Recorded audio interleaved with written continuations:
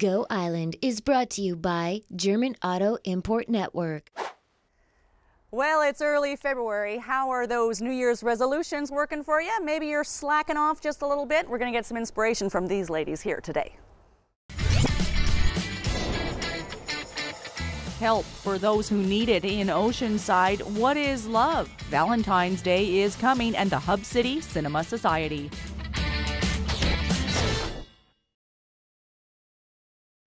Don't forget those triceps. We're telling you how you can get fit without any excuses. Nothing should stand in your way of health and fitness. We're going to give you some tips today on Go Island, and I'll be joining these ladies for the triceps after we take a look at Annette Lucas's story. Homelessness extends into every region of Vancouver Island, and quite often it is individuals and organizations who reach out to provide the help. There's one such organization in Parksville. It's called the Nanaimo-based Society. They provide emergency assistance for those in need in the Oceanside area. With more on that story, here's Annette Lucas.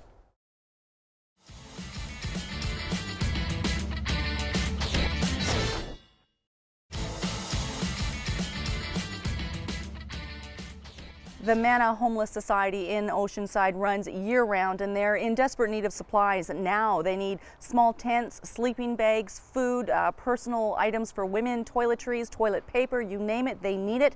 They're also in a position now to give out tax receipts for cash donations over $20. It's great to see the sunshine. It's blinding us, and that's another reason for no excuses to follow through on those New Year's resolutions. This is Kasey Scott. She's a personal trainer in Nanaimo. Be smart about fitness. What does that mean? That's smart goals. Well, that's what we're here today, is to help you make this really simple. We want to break this down into simply spelling out the word SMART, S-M-A-R-T. Letter by letter, we're going to help you at home figure out how to create your own SMART plan to get you fit and healthy for 2014. Okay, so we're going to start with the S, and I want to get in shape. You know, I think I was in pretty good shape last summer, fallen off a little bit. So we want to talk specific. Okay. Wanting to get in shape is not a specific goal. What, today you're wanting to get in shape, tomorrow you're in shape? No, we need specific. We need something that allows you to get that. We like pats on the back. We like a high five to know that, yes, we actually measured up to what we were trying to do. So think a little bit deeper than that. Think, what would be a really specific goal for you personally? Well, I've been doing a lot of running, like 3 days a week. I haven't been hitting boot camp or the gym, and I'm starting to feel softer than I'm comfortable with. So I think I'm being pretty specific in wanting to lose some body fat. So some body fat. Right. How much body fat? Because we want that day when we can say, yay, Kate lost 2% body fat. That would be fantastic. Right. So you could have a goal of wanting to lose 2% body fat. And we'll talk about how you're going to learn to measure that in the next segment. Okay, another specific is people want to take up running. Yes. But what does that mean? I'd like to run 10K without stopping. Okay, that's an excellent goal, but take it to the next step. Let's want to run 10K in an hour? An hour, a little less than an hour. So the day that you do that, you get that big high five. Goals need to be specific in order to be attainable. And they need to be specific to you. Yes. Because my goal is going to be very different than yours, very different than any of these ladies here. So customized to your own fitness level, right? Exactly. And then you can still celebrate. You betcha. Okay, well, when it comes to SMART goals, we've covered the S. We still have M-A-R-T to go. We'll do that when we come back after a short break. Still to come today, a small word to describe what's more than just emotion, and Todd Jones hits a Nanaimo film jam.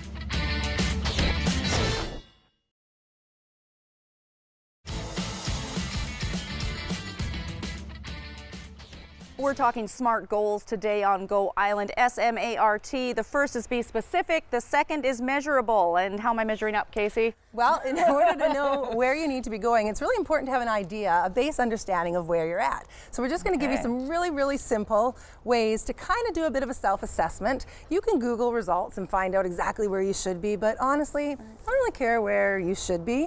It's more about where you are now and where you are in 4 or 6 weeks when maybe you do some of these home tests again. Because it is important to see success so that you can encourage yourself to move on. There should be no excuses. It doesn't have to be expensive. Nope. It doesn't have to be at a certain time of day, because you don't have to go to a gym. We're out in a Rotary Bowl in Nanaimo right now. It's the middle of winter. You'd never know it by the sunshine. We're outside in the middle of the day, whatever fits your schedule, wherever fits your schedule. That's right. So of course you could go to a gym and do a lot fancier fitness testing and a set of body composition testings, but a really simple one that doctors tend to use is your waist to hip ratio. You're just looking for the smallest point of your waist. That's the easiest way. It should be right about the belly button. You can Google this and they can do way more detailed, but it really doesn't matter. And then you're going to divide that by the largest part of your hips. Again, you can be more detailed, but the largest part of the hips is usually the easiest one just to get a base understanding. Divide the waist by the hips. Look at your little chart that you can Google and find anywhere, and find out if you fit into the norms. Carrying excess abdominal fat is probably one of the most dangerous areas to carry excess weight when it comes to lifestyle diseases such as diabetes and so forth. And you can't say that your waist should be this much because it depends on your individual frame, and that's why you measure it in comparison to your hips. Okay, Pinch test, I won't do that to you on TV. Another great way, thank you, Kasey. if you don't have a little bit of training and what about on my skill arm? in Yeah, how to actually be able to roll water out of the muscle, it's not going to be super accurate, but you know what? It's kind of fun, little thing that you can do. It's not going to hurt you. And you can buy these everywhere. I probably Walmart by now. Right, so you can get us at Walmart. You don't have to. Don't want to talk you out of business, but you don't have to talk yourself out of a personal trainer or into a personal trainer and pay for that. You can do it yourself. That's right. Okay. So now we're just going to use some of my friends here, and we're just going to show you some really simple tests that you can do by yourself. We're going to test the main components of fitness, and we're going to start with cardio. So I'm going to bring you over to Sandra, and we're going to do a really simple step test. So all you would need here is your stopwatch. You're going to time yourself for 1 minute. How many times, go ahead, you can go up and down in 1 minute. 60 seconds, that's it. And then what you're doing is you do this on the date that you want to start, count the number of times, 6 weeks later, do it again, and measure how many more steps you can do in 1 minute. Okay. Now, if you know anything about heart rates, you could take your heart rate after and pay attention to how long it takes for your heart rate to return back to normal. Your recovery rate is an absolutely huge beneficial way to progress to watch your fitness level progress. The fitter you get, the faster your heart rate will come down. So it's okay to be out of breath. It's just how long to get your breath back. That's right. This is Moving Rihanna. on to upper body strength. This is my friend Rihanna. She's just going to do a push-up, and all I would do is count how many push-ups she can do until she reaches complete failure, meaning she goes to push up and she doesn't make it. We're not going to make her do that today. But she's doing it man style, too. That's right, that's right. So if you bring it down to your knees, and I hate calling them ladies, we'll just call them a get started way of doing push-ups. As long as we have that nice flat back, her forehead is past her fingertips, breathing in on the way down, blowing out on the way up. Write down how many you can do today, and it's all about how many you can do in 4 to 6 weeks. Thank you, Rihanna. Keeping the form is very, very important. Okay, now who's this? Moving on to Carissa. This is my daughter, actually. Pleased to have her with us today. This is a wall sit. We're just testing lower body endurance, muscular strength and endurance. Sitting with a nice flat back. Normally you would have a nice full wall, not a rail. Knees over the ankles, shoulders back and down. You can go as low as your bum to your knees, maybe not even quite that low. Again, I would just have a stopwatch here. I'm just going to keep talking to make her sit here. I would have a stopwatch and time how long until that butt sinks below her knees, or possibly your legs start to get really, really shaky. You know that's a good sign to write that number down. And how long would someone be able to hold this? Well, it depends on the person, but minimum 30 seconds. If you're not holding 30 seconds, I think that's something that you should put into your daily activities. We want to hold it for that long. But you know what? I've seen people go 5-6 minutes. It's really, really individualized. Again, just basic ways to measure where you're at and where you should be going. Know where you're starting so you can celebrate your successes along the way to better fitness. We're going to celebrate love now. Valentine's Day is just around the corner. Love is, well, different for everybody, different intensity, just like your workout. I decided to take on the task and answer the huge question, what is love?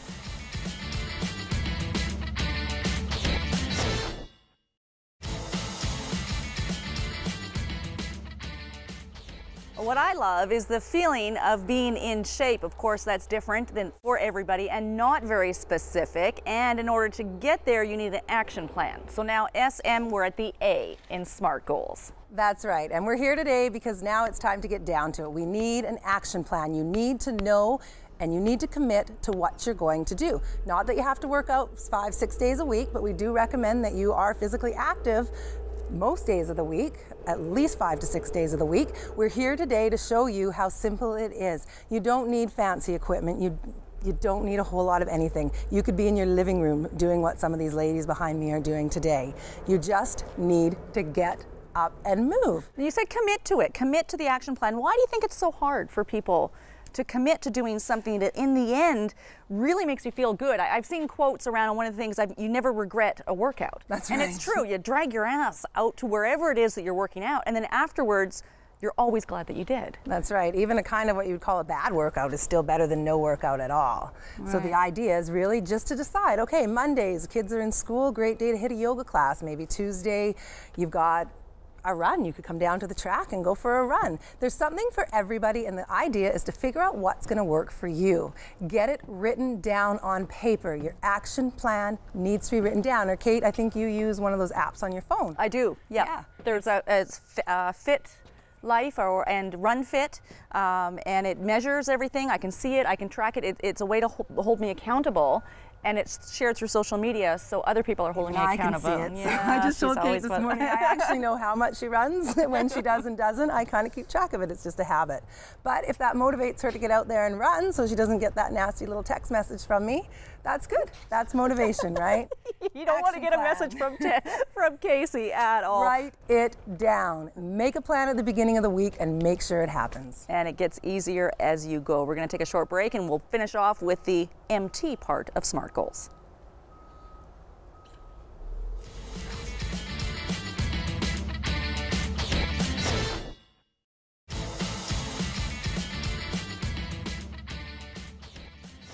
SMART goals, S-M-A-R-T, is realistic with a time frame. Kasey, that's the last two in SMART goals? You betcha. So unrealistic, when we set ourselves up with unrealistic goals, we've really just set ourselves up for failure, and that doesn't make anybody feel good, and that's about the fastest way to fall off track. So you just want to make sure when you're setting goals that they're real. If you hate running, don't put running in your goal. Don't put it into your plan.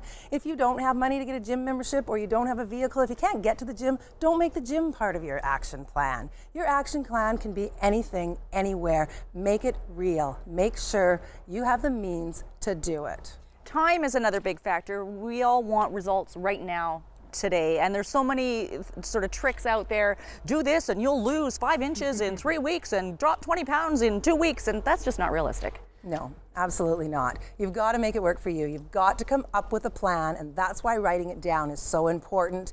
Looking at your family aspect, your family commitment, your work commitment, figure out how it's going to realistically work. Which brings us right into the T. The very final chapter of your little plan is timed. Right. Without a target date, you are not fully committed to your plan. We talked about, a few of us talked about doing Tough Mudder last year. You know what? It wasn't until one girl came along and actually pulled out the credit card and started booking everybody. We were booked, we were registered, we were committed, and then we figured out how in the world are we going to train for this. So going back, say if a goal would be to run 10K without stopping, I should sign up for a 10K run that's coming up in June. That's right. And then the pressure of the deadline will be a bit of a motivator to get going on it. Or commit with a group of friends. It doesn't have to be a registered event. You could just decide with your girlfriends, hey, we're going to hit the gym Monday, Wednesdays, and Fridays right when we drop the kids off at school. Make a commitment, do it in a group, find a way to make sure that you have to stay on your timed. And be realistic, not just with the goals, but the timing too. As I was saying earlier, there's so many quick fixes advertised and pushed at us these days. But if you take your time and do it right, you're likely to maintain it. That's right. If there was a quick fix, we'd all be perfect, face it. There isn't. It comes with dedication and hard work. It comes with sticking to it. Sticking to that SMART plan. Excellent. Okay, another thing that takes a lot of dedication and time is producing film. The Hub City Cinema Society gets together every 6 weeks or so and jams it into one intense workout session with cameras and acting and writing. Here's Todd Jones.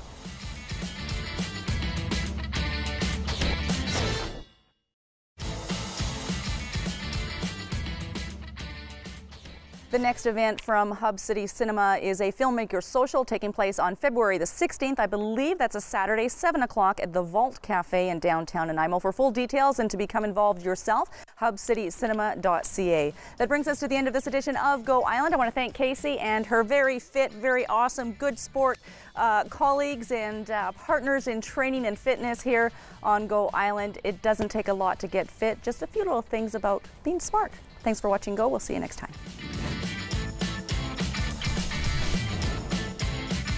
Go Island is brought to you by German Auto Import Network. Clothing supplied by Catwalk Fashions. Kate's Hair and Aesthetics provided by Maffeo Salon.